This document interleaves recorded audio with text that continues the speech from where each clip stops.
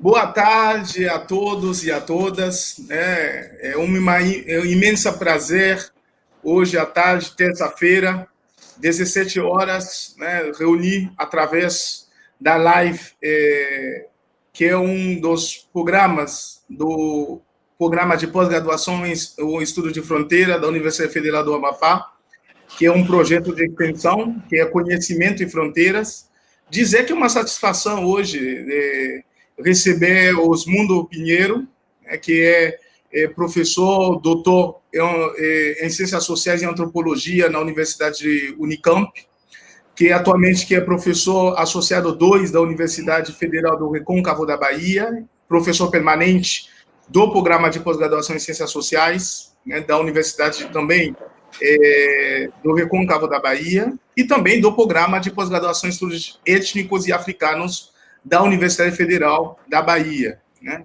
O professor Osmundo tem uma extensa produção bibliográfica sobre temáticas associadas à questão racial, de classe, gênero, masculinidade negra, e eu tenho profunda admiração, né, pela sua intelectualidade, pelo que representa para todos nós, como intelectuais, pesquisadores, e já venhamos conversando um pouco há algum tempo, né? Inclusive já participamos em algumas bancas junto, né? Particularmente banca de concurso, que tem a ver com a temática racial no campo da antropologia, e atualmente estamos organizando também um número da revista Horizontes Antropológicos do PPGAS, da Universidade Federal do Rio Grande do Sul, da URGS, junto com a professora antropóloga Denise Jardim, e também do Cédric Audebert, do CNRS da França. Então, realmente é um imenso prazer receber Osmundo para dialogar conosco hoje. Eu iniciaria a nossa conversa, Osmundo, te perguntando para comentar quais são as condições de possibilidade de uma cartografia que articule os conceitos de raça e classe. E uma segunda indagação que eu faria para você pensar é como a produção de fronteiras se torna a chave para pensar hierarquias e desigualdades e, ao mesmo tempo, cria condições para a sua produção.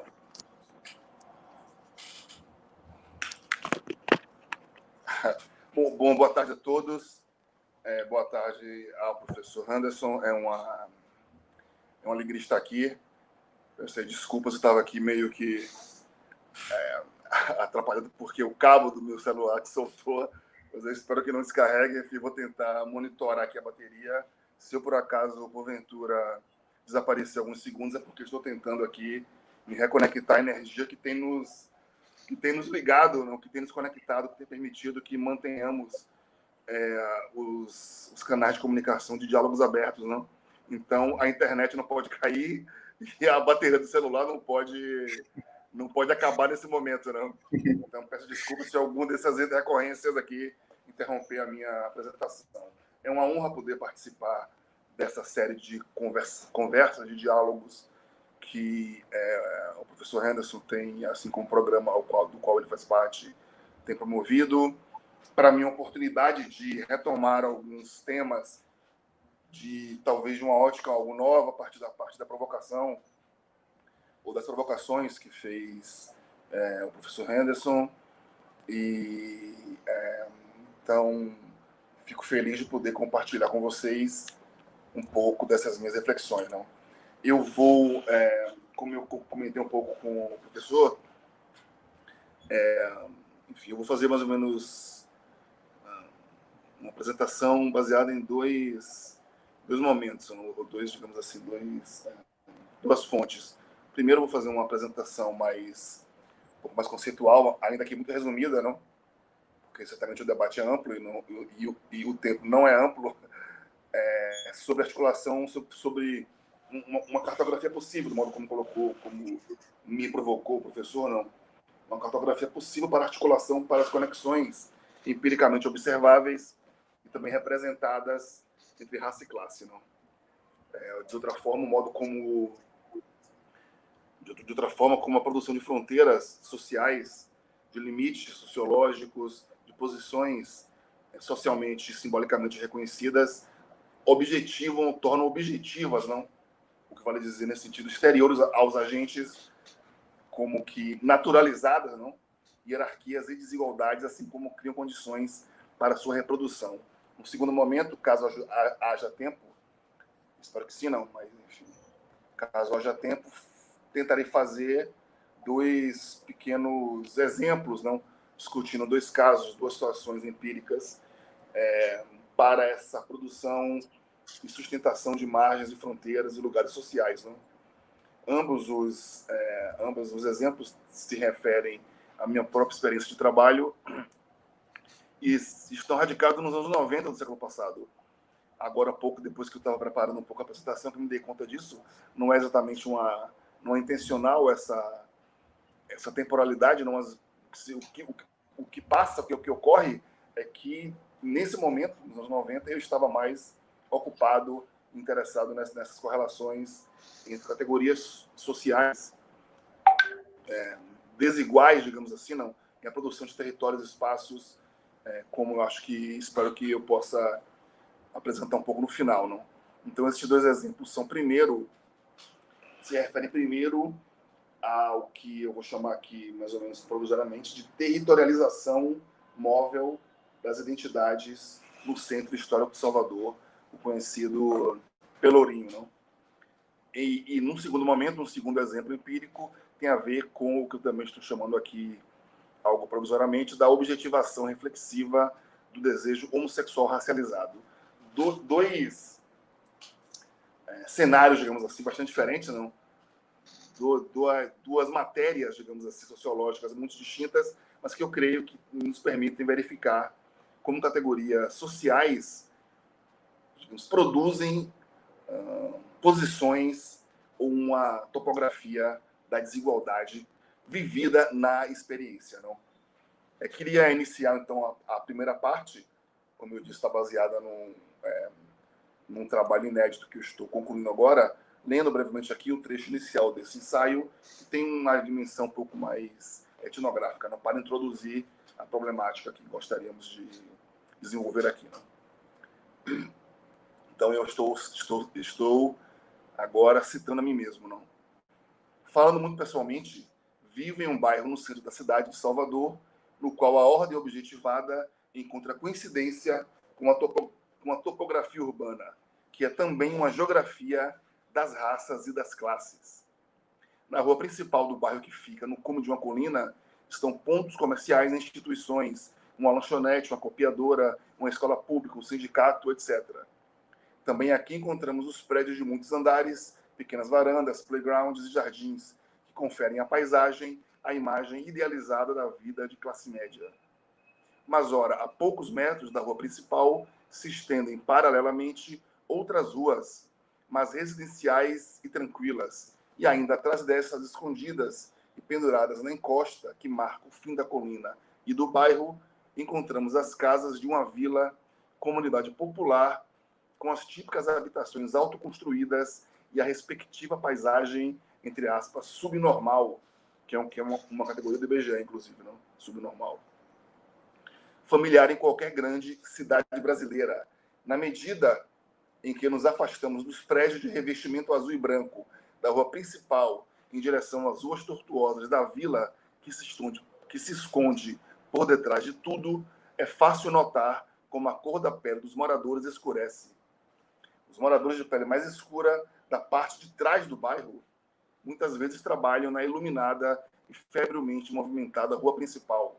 O motoboy do restaurante, o lavador de carros, o zelador do prédio, o vendedor de rua. Durante a pandemia de Covid-19, muitas vezes me dirigi ao mercadinho da esquina ou à delicatessen mais abundante na rua principal. Em ambos os casos, proprietários brancos, diligentes ou distanciados, supervisionam o trabalho de equipes integralmente negras. E tanto a desigualdade da paisagem quanto a hierarquia nos postos de trabalho encontram homologia ou convergência no modo como a raça constrói lugares sociais distintos para negros e brancos no engenho da vida social e de sua reprodução desigual. Dessa forma, então, eu tento apresentar, mais descritivo, e algo impressionista a partir de minha experiência, não? O problema central que eu gostaria de enfatizar aqui, que é justamente o modo como categorias, como raça e classe, que são socialmente instituídas por meio de matéria simbólica, não? De maneira simbólica, se transcrevem, se transpõem, se transladam para, digamos, a configuração de uma ordem objetiva, não? Ou objetivada, que implica uma reprodução social desigual. A criação de barreiras, fronteiras e limites que são objetivos, não? O meu lugar, o seu lugar, o lugar de preto, o lugar de branco, não? O lugar disso ou daquilo, quer dizer, de uma maneira, digamos, de uma maneira consolidada, não? Por exemplo, nessa construção de postos de trabalho e no acesso a ele, são limites que são objetivos que se impõem aos sujeitos. Minha principal inspiração para pensar como categorias simbólicas ganham materialidade, não, como um ordenamento objetivo da experiência dos sujeitos, é o pequeno, digamos, em tamanho, mas grande em alcance, não, ensaio, o artigo de Pierre Bourdieu, o trabalho etnográfico de Bourdieu entre os Kabila do norte da África, a Casa Kabila, e aquilo que Bourdieu chama de uma cosmologia sexualizada. A gente vai lembrar aqui como Bourdieu descreve de modo muito detalhado a configuração espacial da Casa Kabila, as suas oposições, assimetrias, contradições, e como esse mapa, digamos assim, e que, vejam vocês, é um mapa doméstico íntimo da vida social, digamos, também é uma carta, não? Também é um mapa para a própria, digamos, estabilização de valores ou de categorias sociais, no caso da Casa Kabila, principalmente valores ligados à distinção dos gêneros, o modo como Bourdieu brilhantemente aponta, todo o universo parece sexuado, não? De modo que os astros, os seres naturais, não? E as práticas humanas aparecem com gênero, não? Isso tudo se materializa como um mapa, e Bourdieu demonstra isso de modo muito brilhante, demonstrando também como nesse caso e como em muitos outros, o simbólico é plenamente objetivo, não? E categorias como raça, gênero e outras tantas se materializam como uma efetiva topografia por meio daquilo que Bourdieu chama de trabalho da representação. O ponto, então, é como categoria no Brasil, ou no contexto de sociedades pós-coloniais, historicamente escravocratas, de maioria ou com presença negra, não? Como a raça também se materializa ou se transcreve com uma produção dessa topografia, do modo como eu impressionisticamente anunciei na leitura original, não? O autor, que para nós aqui nesse momento será o guia para a revisão, primeiro, obviamente, não, do debate, ou para uma aproximação do debate de discussão da relação raça-classe, é Carlos Rosenbaum, não? Um autor de enorme importância, por diversos motivos, não? Mas também, e aqui principalmente, em função da crítica que Carlos oferece ao modo como, digamos, ao paradigma, não? Ou ao modo consensuado como se interpretavam as relações no Brasil entre negros e brancos, e a própria constituição desses sujeitos não racializados, negros e brancos. Falando muito grosseiramente, eu diria, não, teríamos, digamos, até os anos 50, vamos dizer assim, ou 60 do século passado no Brasil, duas grandes matrizes teóricas, não, que dariam conta, ou que pretenderiam dar conta do problema racial brasileiro. Não? Uma matriz, digamos, que chamaríamos, como muitos chamam, de culturalista, não? Que usa uma linguagem, um repertório etnológico ou histórico-etnológico para enfatizar a constituição da nação como, digamos, como o trabalho de produção de uma cultura, não? Nesse caso, miscigenada, não? E vamos lembrar, por exemplo, como Arthur Ramos copia, não sei se é o caso, mas como Arthur Ramos se aproxima da escola de Chicago para pensar em estágios de aculturação, não? Então, digamos, o problema é como construir um sujeito nacional e como as raças, historicamente no passado, contribuíram para a construção desse sujeito que habita um mundo definido pela síntese de antagonismos que Gilberto Freire estabelece, digamos assim, em sua obra. Não? Então, essa seria uma matriz culturalista que, além do mais, teria como horizonte empírico de sustentação o Nordeste brasileiro. Não? Ou seja, o Brasil atrasado, não? O Brasil colonial, o Brasil mais negro, em termos demográficos, não? Mas também culturais. Ora, além, então, ou em contraposição a essa matriz culturalista, teremos uma matriz sociológica, não? Que enfatiza a desigualdade, a discriminação, e, nesse caso, o chamado ciclo da Unesco, nos anos 50, um conjunto de pesquisas patrocinado pela Organização de Educação e Cultura das Nações Unidas, foi relevante, não? Por diversos motivos também. Foram montadas equipes em diferentes estados do Brasil, nos anos 50, para entender por que o Brasil era um laboratório racial tão promissor, não? Tal qual sustentavam os autores ligados justamente a essa matriz culturalista, não? Gilberto Freire, Arthur Ramos e outros tantos. Dentre as equipes, os projetos ou subprojetos do projeto Unesco, a equipe de São Paulo, na qual trabalharam Roger Bastide, o etnólogo francês, e Florestan Fernandes, oferece uma interpretação que, durante algum tempo, se revelou muito robustamente estabelecida, consolidada, não? Em linhas muito gerais, não? E peço desculpas por abreviar dessa forma debates que são mais amplos, não? Fernandes diz, enfim, a raça é uma categoria anacrônica que pertence ao mundo colonial, escravista, não? E não ao mundo moderno das classes, competitivo e racional, não? Raças teriam, é claro, uma componente em tese, não, de irracionalidade que não caberia no mundo moderno, não? Isso quer dizer que o racismo e as raças como categorias sociais deveriam evaporar com o progresso de relações de trabalho baseadas no trabalho livre, no assalariamento,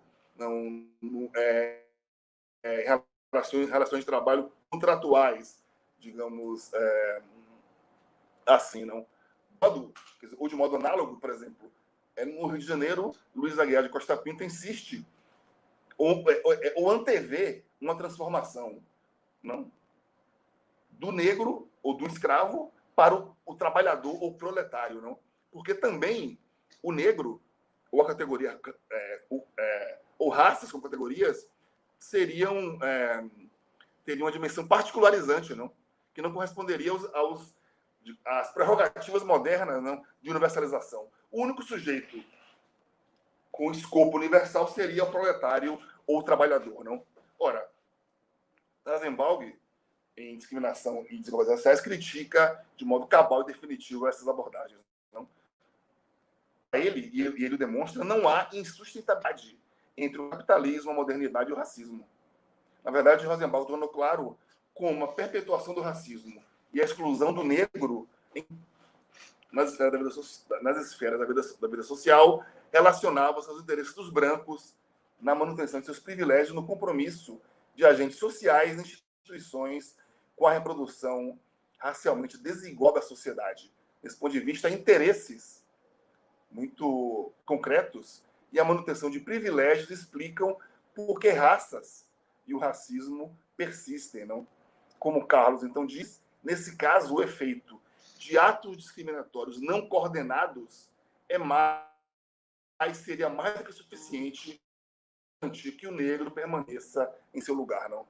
A coordenação ou coerência de tais atos, obviamente, é um problema, remete a um problema teórico de grande envergadura, não? Sobre a relação entre a ação individual e os efeitos dos agentes na estrutura social, que é maior do que a soma das partes, não? E por isso eu insisto nas cidades, não? Porque os agentes se relacionam com essa dimensão desigual como se fosse um dado da natureza, não? Que independesse da ação individual dos sujeitos.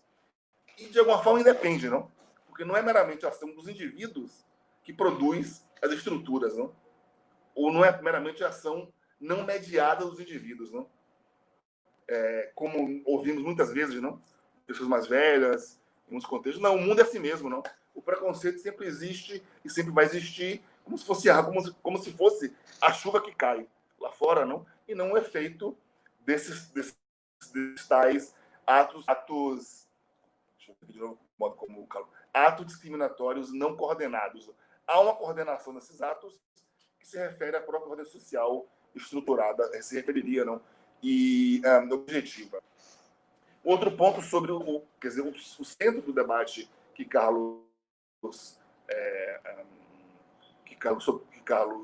ataca, digamos, que se reflete, que continuam bastante no trabalho de outros autores que o seguem, tem a ver com esse campo de discussão chamado estudos de estratificação e mobilidade social, não? Em termos gerais, o problema sociológico refere-se a como os indivíduos concretos, históricos e múltiplos são distribuídos em determinadas posições sociais, não? Ora, mas isso é apenas parte do problema, não? Ou seja, porque no mercado da esquina o patrão é branco e os empregados são negros. Mas isso é parte do problema, não? Porque a outra parte do problema, de acordo com o Carlos, é como essas próprias posições são construídas e estabelecidas socialmente. A distribuição dos indivíduos em diferentes estratos da ordem social não é a mesma coisa que a produção desses estratos, não? Em um conjunto ordenado que se apresente com a sociedade. Ou seja, discutir o acesso de indivíduos concretos a postos de trabalho, posições de prestígio, não é a mesma coisa que discutir como esses postos são históricos e construídos sociologicamente, não? O que tem a ver com o debate sobre classes sociais, não? E que também deixa claro que mobilidade social não é o mesmo que mudança social. Não é porque o professor Henderson somos hoje professores universitários, não? Não é porque haja um empresário, porque Pelé, não, ou um empresário negro, que a situação sociológica, histórica, estrutural do povo negro no Brasil mudou, não? Não é porque o indivíduo acedeu a um posto que o ordenamento social completo, digamos, sofreu algum tipo de alteração. Mobilidade social não é a mesma coisa que mudança social, não, é claro. Vou pular aqui um pouquinho, não? Então, desse ponto de vista, eu continuo seguindo a argumentação de Rosenbaum, não? Então, desse ponto de vista, a ênfase na racionalidade individual obscurece como não apenas as posições opostos são estabelecidos e acessados, mas também como os sujeitos são construídos e encontram solidariedade ou contradição com a própria ordem social, não? Então, o esforço crítico da sociologia, das ciências sociais, é obviamente pela desnaturalização desses padrões, não? O nosso empenho é, digamos, retirar o véu que encobre a um engenho, a máquina interna que produz o social como efeito da ação humana, ainda que os indivíduos não reconheçam isso, não? Porque, enfim, por razões específicas que podemos discutir. Então, seria assim, um resumo muito brutal, eu diria, não?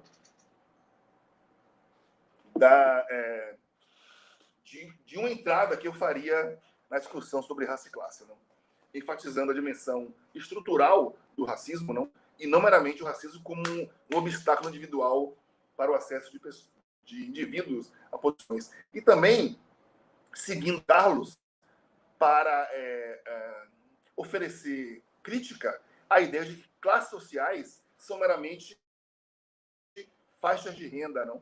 Atos, posições, e não sujeitos históricos, atores coletivos, não? Que no palco da história entre si definem relações eventualmente conflituosas, por meio das quais a própria ordem social se institui ou se estabelece, não? Como o Estado se constitui no Brasil, não? Como definimos, digamos, um padrão de respeitabilidade, não? Como eu participei de uma banca esses dias e a candidata referia muitas vezes ao livro interessante de Richard Miskolc, não? O Desejo da Nação. Como que o ideal de nação, de masculinidade, foi produzido, não, de modo que, por exemplo, quer dizer, por que uma posição, enfim, como a de militar, não, como a de oficial do Exército, é uma posição, é um posto legítimo, não sancionado, desejável. Não é natural que seja assim.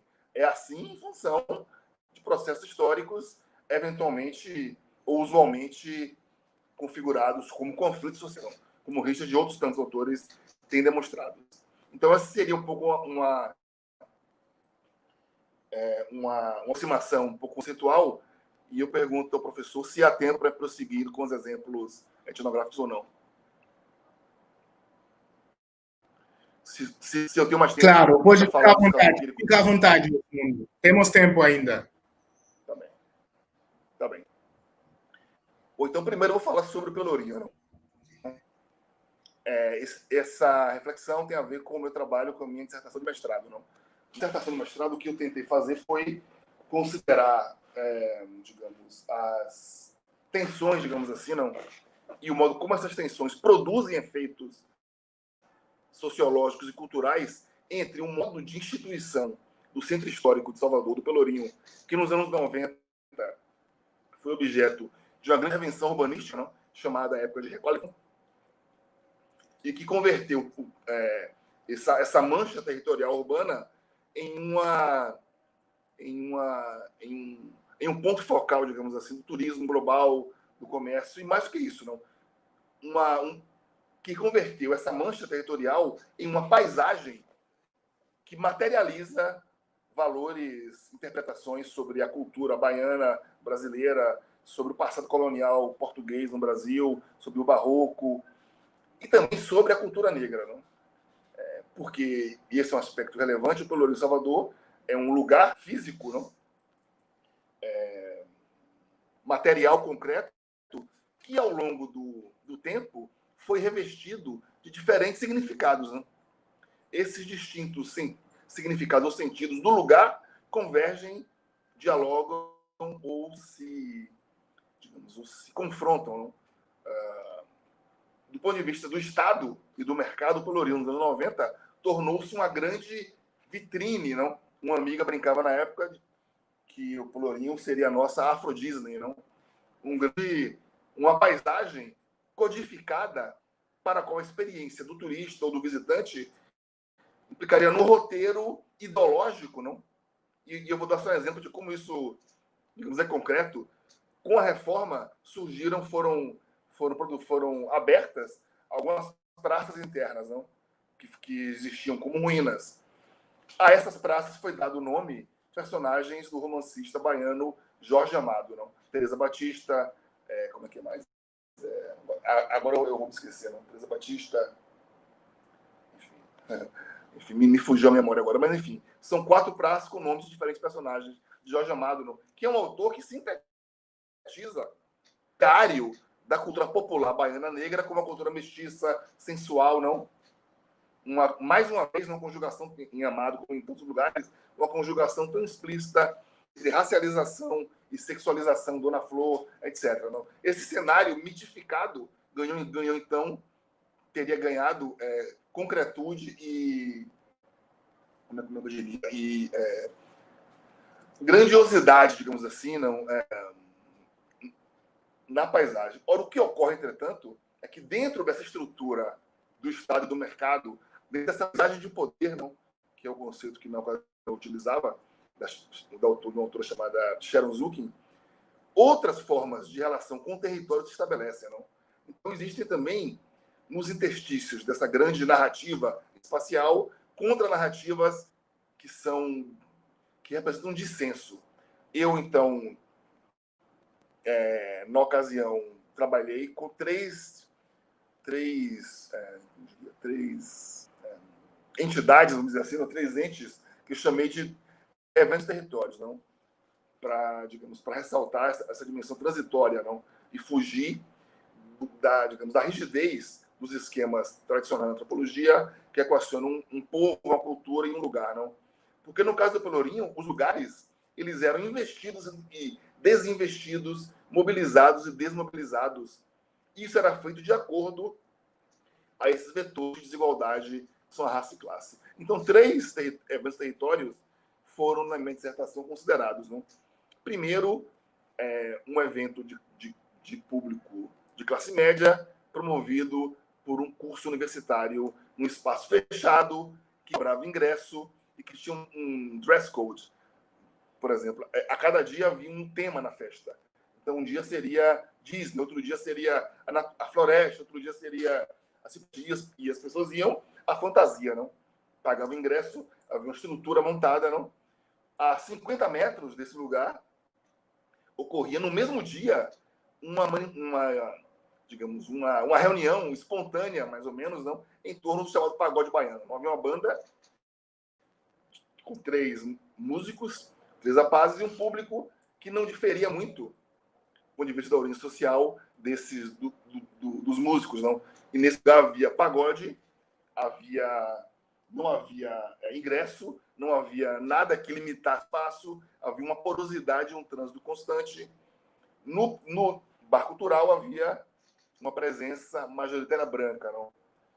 No Proibido Proibir, uma presença majoritária negra, não apenas negra, mas também da classe, enfim, digamos, de setores, digamos assim, mais vulneráveis ou empobrecidos.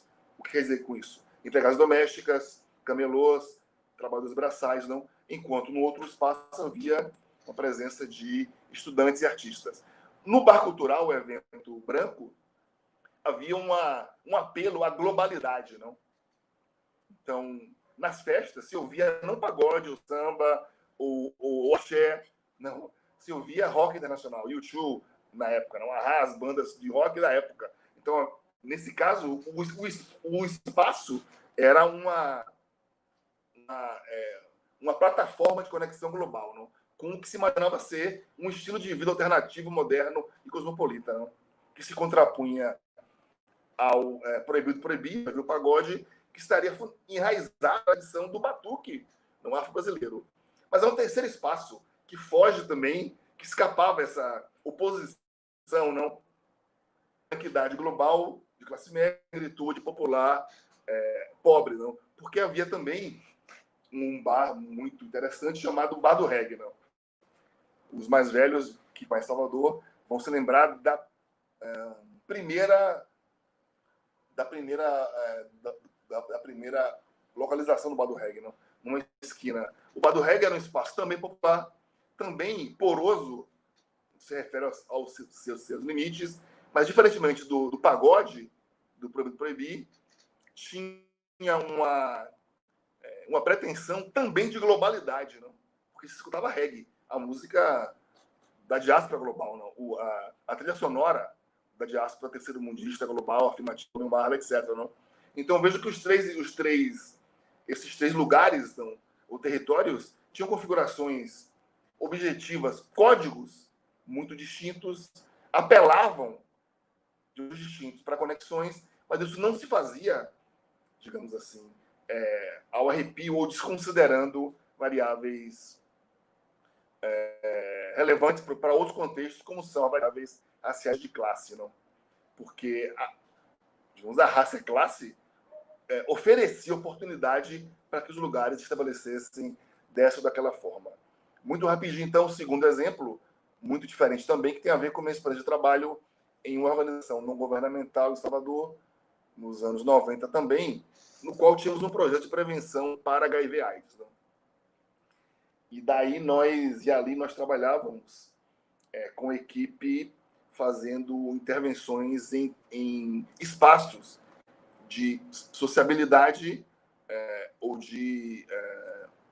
mesmo como na linguagem nativa, não, de pegação, espaço de sexo anônimo, não, na época. Porque nós sabíamos, na ocasião, que identidades sexuais nem sempre correspondem a práticas sexuais, não? Ou seja, a experiência e o desejo é mais selvagem, não? E menos conformado, digamos assim, a regras identitárias ou posicionais do que alguns de nós gostaríamos. Nós focalizávamos não em identidades, não, como eventualmente outros faziam, não. Então nós não tínhamos um projeto para homens gays, não? Tínhamos projetos em locais onde havia diversos sujeitos que se interagiam eventualmente de modos sexuais, não? Trabalhamos com diversos locais em Salvador, locais de natureza muito diferente, não? Como, por exemplo, bares, praias, boates, e também, e esse é o local o qual eu gostaria de enfatizar um pouco mais, também em cinemas pornôs, não? Que acho que hoje em dia me parece que nem existem mais, não? Mas ambientes... E o que é interessante, não? Quer dizer, o cinema pornô não foi criado, não foram criados nem esses que nós trabalhamos para permitir o sexo homossexual, não. Entretanto, era assim utilizado, não. E esse é o aspecto que eu gostaria de enfatizar. Como os agentes, eles próprios, por meio de sua prática, instituíram, digamos, um novo sentido do lugar, não. E fizeram isso de modo muito subversivo, porque muitas vezes contra a repressão dos proprietários, da polícia, de outras pessoas, não. Ainda assim, há essa insistência de abrir espaço para produzir um lugar para que o desejo se realize. Quer dizer, e observem, quer dizer, tal, digamos, ocorria sem necessariamente o apelo à identidade. Nos cinemas, aplicamos alguns questionários que nos revelaram aspectos muito interessantes. Por exemplo, descobrimos que em torno de 1/3, 30% das pessoas que frequentavam esses cinemas não se classificavam como gays ou homossexuais, não, mas meramente como homens, ainda que esperassem sexo com outros homens, não? Então, para concluir um pouquinho aqui, eu quero ler finalmente também um trecho mais etnográfico do trabalho, do relatório do trabalho sobre a experiência no cinema, não? Então, me permitam mais uma vez uma autocitação.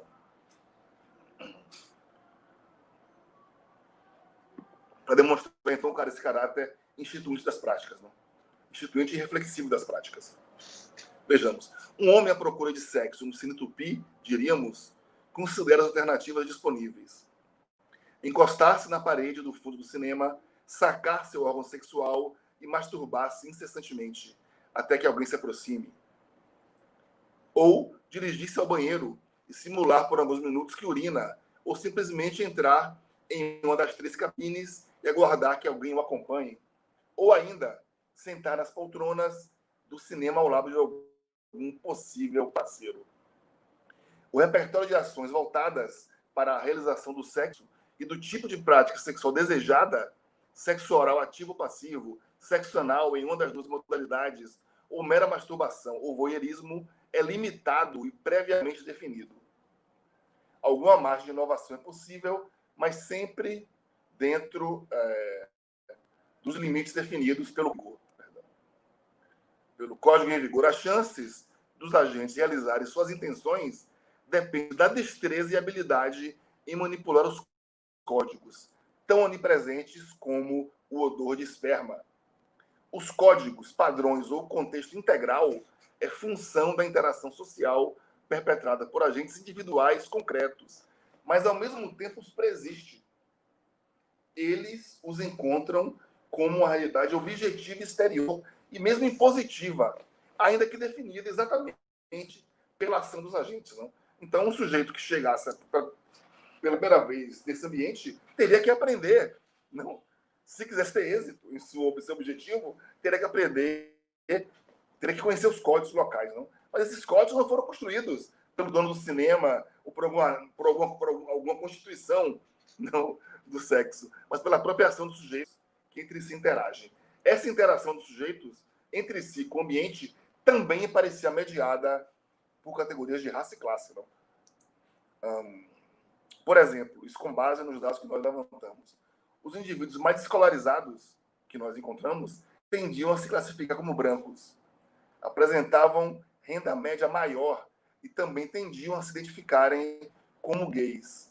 Já os menos escolarizados, de menor renda e não brancos, tendiam a se classificar como homens, não? Então, aqueles que se diziam homens no cinema, em geral, não possuíam ensino fundamental completo, seriam pretos e pardos e com a renda inferior, não? Então, vejam como há uma interação dinâmica de categorias, não? Eu acho que não tem muito mais tempo, eu vou eu vou aqui concluir, não?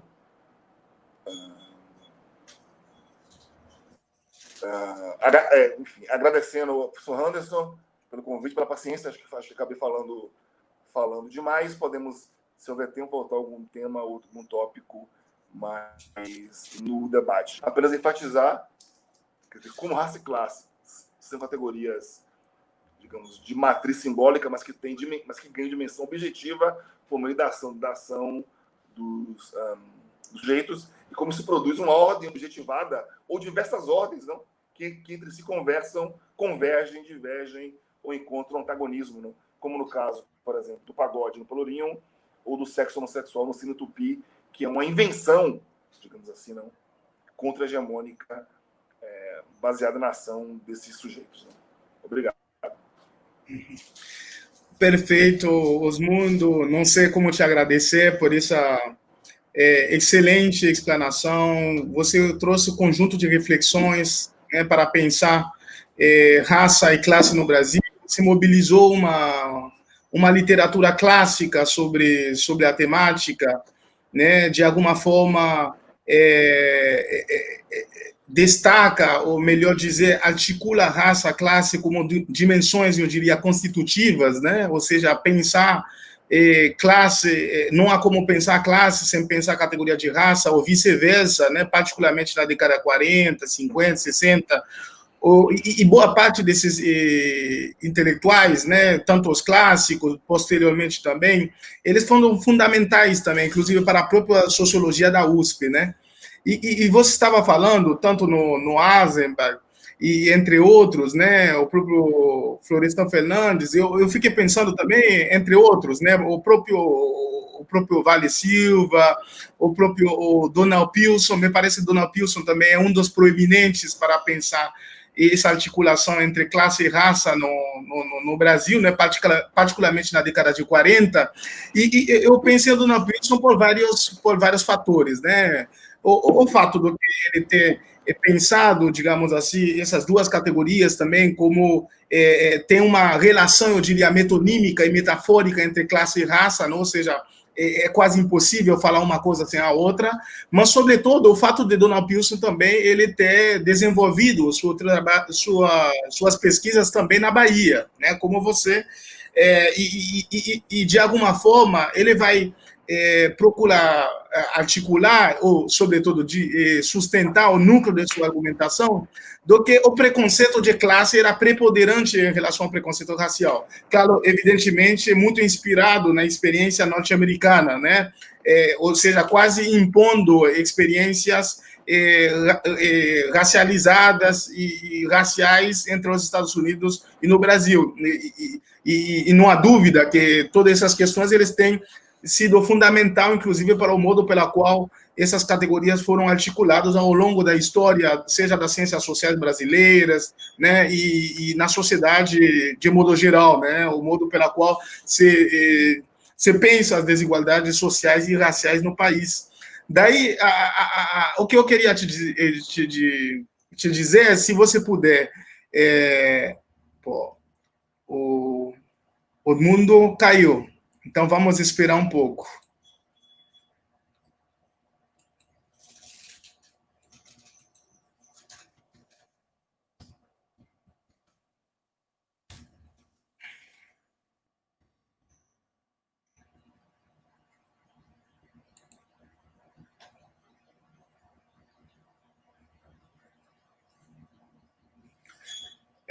Estou enviando mensagem para os mundos, vamos esperar ele um pouco. Está aqui, voltou. Perfeito. Eu caí. Está certo. Está ouvindo? Se imaginei. Já tinha enviado uma mensagem por WhatsApp para você. Que ótimo, conseguiu voltar. Então, o que eu estava querendo dizer, Osmundo, se você pudesse, passados tantos anos, né, da década de 40, né, quando o Donald Pilson, na década de 50, formulou essas questões, particularmente tomando o estado da Bahia, ou especificamente lugares como Salvador, como locus privilegiado para pensar, bom, já passaram mais ou menos 60 anos. a partir das suas próprias pesquisas, o que você tem a dizer, a revelar em relação, talvez, esse núcleo de sua argumentação, do que o preconceito de classe era preponderante em relação ao preconceito racial na época e atualmente na Bahia. Evidentemente, seja na década de 50, 60, uma boa parte da literatura sociológica, antropológica, refutaram esses argumentos do Donald Pilson, né? Mas eu queria ouvir de você, a partir das suas pesquisas, o que você teria a dizer em relação a isso?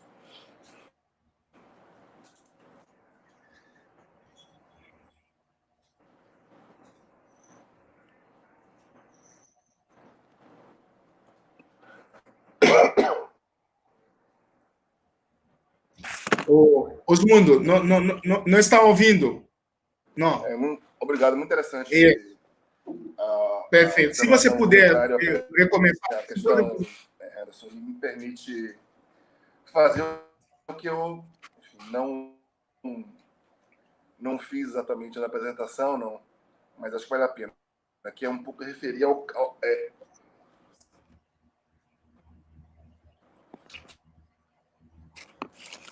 Ops. Não?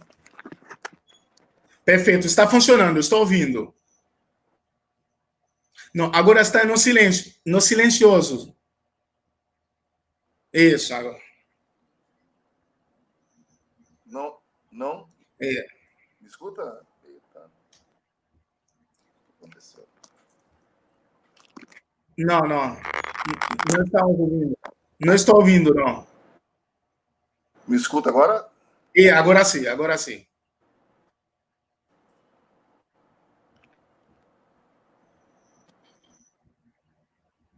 Não, vendo? Ótimo. Não estou...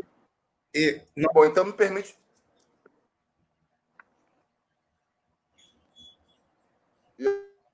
Agora? Agora sim. Parece que está meio falhando. Não sei se é a posição que está. Tomar o caso baiano, que é muito relevante. Não quis parecer um pouco também, enfatizar demais a dimensão baiana, porque. Poxa. Tá meio falhando, está falhando. Agora sim? Não, eu acho, na verdade, que está com um delay.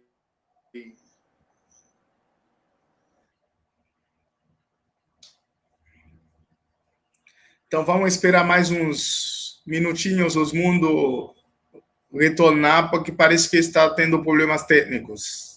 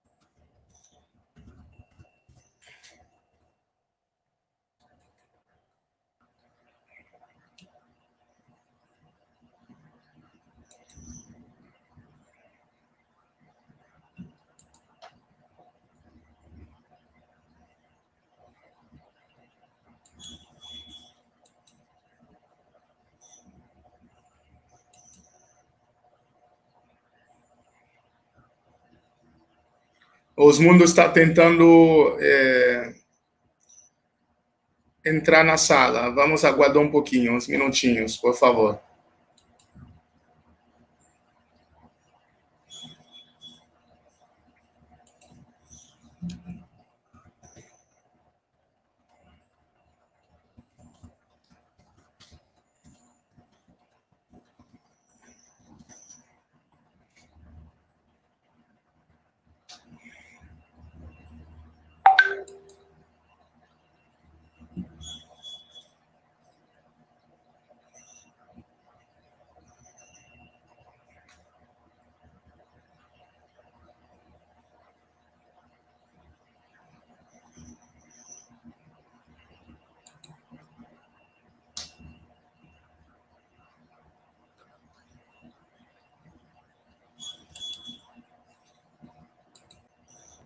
Oh, agora sim, Osmundo. Está me ouvindo agora? Gente, estou ouvindo. Tá perfeito.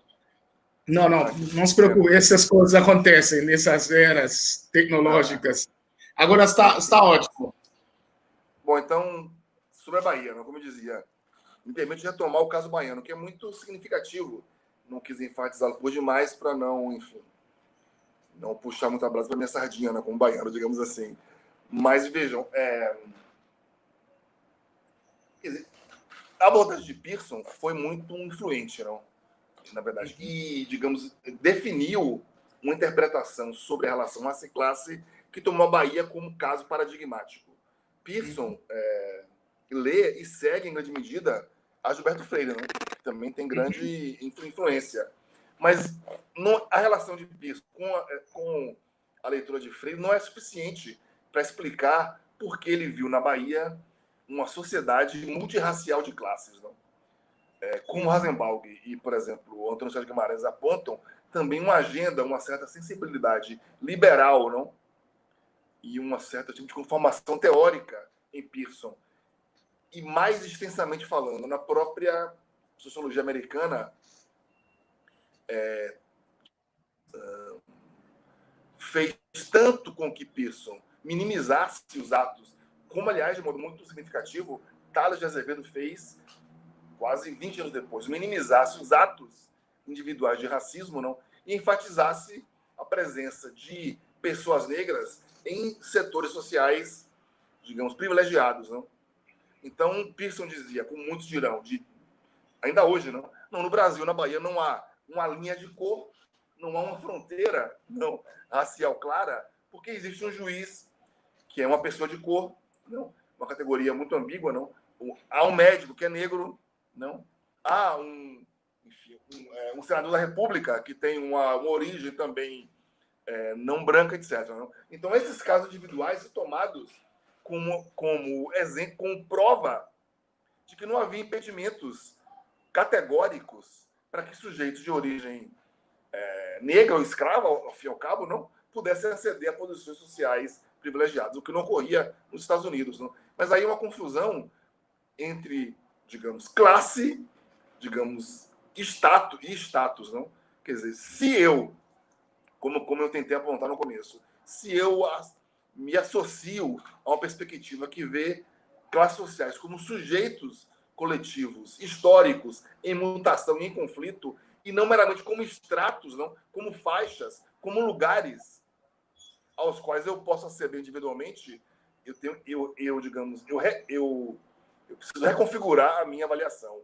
Não é porque, eventualmente, houvesse na Bahia dos anos 30, ou mesmo no século XIX, não, pessoas de cor em posições de prestígio, que a massa negra, não, e mais que isso, não, digamos, que a própria negritude estivesse associada ao atraso, à pobreza, à marginalidade, não? Porque, como sabemos bem no Brasil, esses indivíduos negros de sucesso que furaram a barreira eram a exceção, confirma a regra, eram os pretos de alma branca, não? Eram embranquecidos. O caso de Machado de Assis, quer dizer, grita em nossa cara, não? Quer dizer, o fato de Machado ser uma pessoa de origem humilde e negro, não? Neto de escravos, e ser ao mesmo tempo o maior escritor nacional, quer dizer, só parece estar em contradição com, digamos, a reprodução desigual da sociedade com base racial, não? Porque Machado, na medida em que teve êxito social, embranqueceu, não? É claro. Então, quer dizer, os indivíduos podem. Isso é uma armadilha, não, de abordagens, digamos, estamentais. Não? O indivíduo pode transitar entre posições sem que a ordem social seja alterada, na verdade. Não? Inversamente, os recursos ideológicos, como aqueles que Gilberto Freire municiou, nos permitem reconhecer um sujeito, e isso hoje em dia no Brasil é muito triste, reconhecer um sujeito negro numa posição de poder sem levar em conta como, digamos, inclusive socialmente, a sua inclusão não individual nas esferas superiores constitui mais uma barreira para que a massa negra não aceda, não mude de lugar, não, na verdade. Porque há, obviamente, esse efeito ideológico de dizer, não, mas não há racismo, porque eu tenho aqui o meu vizinho, que é um médico, que é negro, não.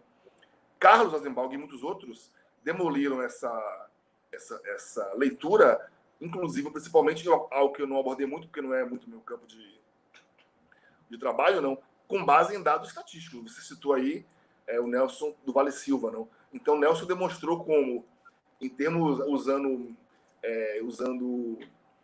usando metodologias de regressão estatística, não? Mostrou como nós podemos limar escolaridade, não, renda e outros fatores, e mostrar que, ainda assim, pessoas negras, digamos, por exemplo, convertem menos escolaridade em salário, não? Como o racismo resiste quando você isola outras, Nelson do Vale Silva, quando você isola outras categorias, não? Ainda assim, o êxito de um indivíduo, um atleta, um artista, não significa que a massa negra mudou de lugar. Por quê?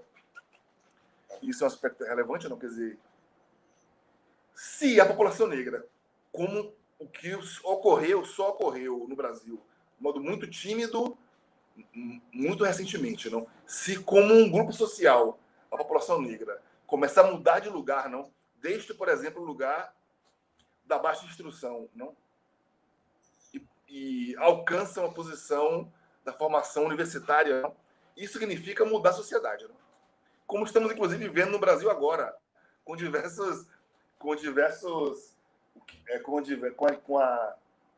a emergência de muitos ressentimentos, não?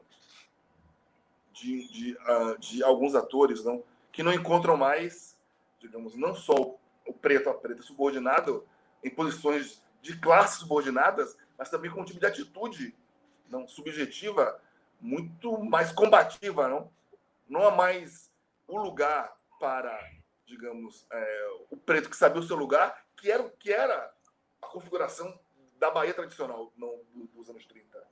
Quer dizer, como muitos, Pirso, inclusive, também Tales, então, já apontam, quer dizer, como que as pessoas subiam, como que uma pessoa negra escapava à pobreza e à miséria no Brasil da primeira metade do século? Através de relações de compadrio, de aliança, de submissão, não? Quer dizer, através da relação com o patrono branco, não? Ora, esse modo de ascensão só confirma a subordinação. Então, é bem evidente. Nos anos 80, uma série de pesquisas na Bahia foram desenvolvidas um pouco no rastro da mudança de paradigma que Rosenberg promoveu, não? E que buscaram demonstrar como, no momento em que Salvador e o Recôncavo se industrializou, não? Intensamente, ou seja, se abalaram as estruturas socioeconômicas, não? De uma Bahia tradicional, antiga, o velho porto comercial, não? Que vivia, digamos, de relembrar as glórias do passado na Bahia velha dos anos 30 e 40, não? Com a Petrobras, com o polo petroquímico, novas classes surgem, novas posições de trabalho e uma nova configuração. Os trabalhos de Luísa Bairros, de Antônio Sérgio Guimarães, de Paula Barreto, Cristina da Silva, de Nádia Araújo Guimarães, Vanessa Barreto, mostraram como, mesmo no coração da indústria moderna, tanto as práticas racistas cotidianas, não, o apelido, a discriminação, não, a rejeição, não, persistiam, como a mesma inserção e progressão nas carreiras profissionais encontrava o obstáculo do racismo, não? Então, o que ocorria dentro da fábrica, os engenheiros, não, brancos de classe média e os peões negros ou pardos de classe média baixa ou pobre, não, o que estava na sociedade estava também no coração. Isso é demonstrado de modo muito cabal, não? Então a modernização, a industrialização não significou, como imaginava Fernandes, a dissolução do racismo, mas a sua reintrodução, não? Quer dizer, porque o capitalismo tem podido aproveitar ou se valer do racismo para os seus fins próprios, né? E mais do que isso, e essa é uma leitura mais pessoal minha, não? No Brasil, as classes dominantes, em muitos contextos, estão dispostas a sacrificar racionalidade, produtividade, mesmo a paz social, para garantir os seus privilégios, não? Mesmo aqueles mais subjetivos, não? Mesmo aquele privilégio de ser chamado de doutor por um subalterno, não? De receber a mesa primeiro no restaurante, não? Esses pequenos rituais de poder, às vezes parece que são a única garantia, não, de estabilidade para o sujeito branco no Brasil. Então, o capitalismo não é incompatível com o racismo, mas raça não é igual a classe, não. E opera, ainda que historicamente se articule, são dimensões que têm naturezas distintas, não? E o que seria outra discussão, talvez. Não? Perfeito. Obrigado, Osmundo. Bom, vamos caminhando para o final. A conversa está muito boa, mas não tem perguntas no chat. Eu só vou fazer uma última pergunta para encerrar mesmo a nossa conversa. Osmundo, eu sei que não é objeto da nossa conversa hoje a categoria de masculinidade negra, porém, você tem debruçado em relação a ela, faz parte da sua agenda de pesquisa, um grupo de intelectuais particularmente brasileiros, né, intelectuais negros, tem um livro que saiu ultimamente, não lembro se foi ano passado ou ano retrasado, que também você tem um capítulo sobre isso, masculinidade negra. Aí eu gostaria que você falasse em que medida a categoria de masculinidade negra revela as relações raciais também de gênero no Brasil. Olha, eu acho que a categoria tem uma dimensão, assim, como é que eu vou dizer, prática, não? No sentido de que permite, ou deveria permitir, que nós pudéssemos descrever, de modo qualificado, processos sociais que produzem formas subjetivas em um lugar social, digamos assim, não? Um lugar social interseccional para o homem negro. A categoria não deveria, o que eu acho, nos autorizar a substancializar esse lugar do homem negro, não é claro? Não?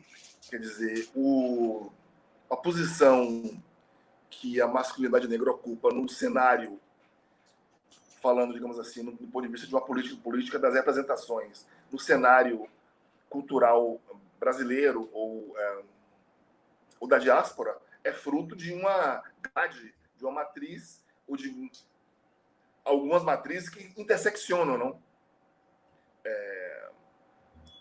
Isso de ponto de vista, digamos assim, de uma economia das representações. Por exemplo, que associa a masculinidade negra a estereótipos determinados, não?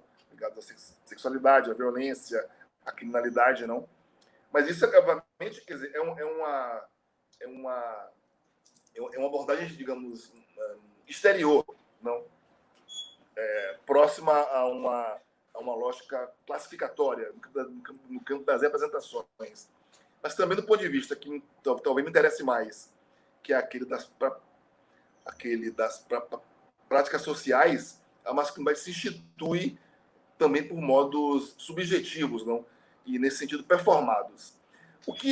Veja bem, o que eu acho um pouco, Anderson, para encurtar talvez uma conversa longa, não, é que não adianta a gente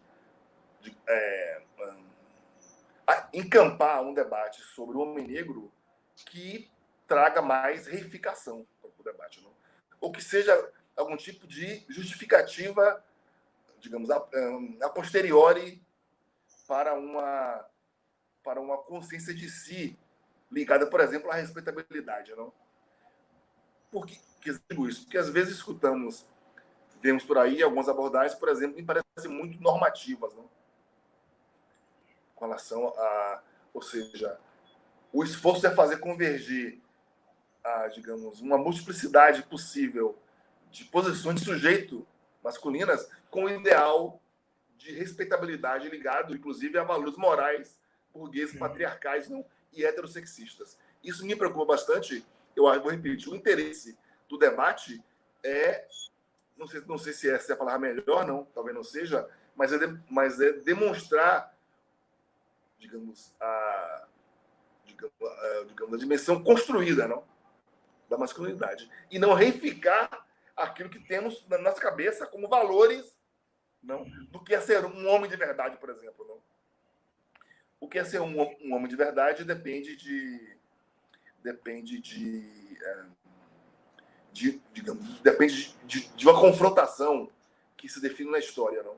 Não faz muito tempo, digamos assim, não, para os nossos ancestrais, ser homem de verdade significava ir até a savana e voltar com a juba de um leão na mão. Acho que poucos de nós estaríamos aptos, não, a realizar tal façanha, não. Outros padrões ritualísticos se definem e não são divorciados, digamos, da própria fabulação da vida social.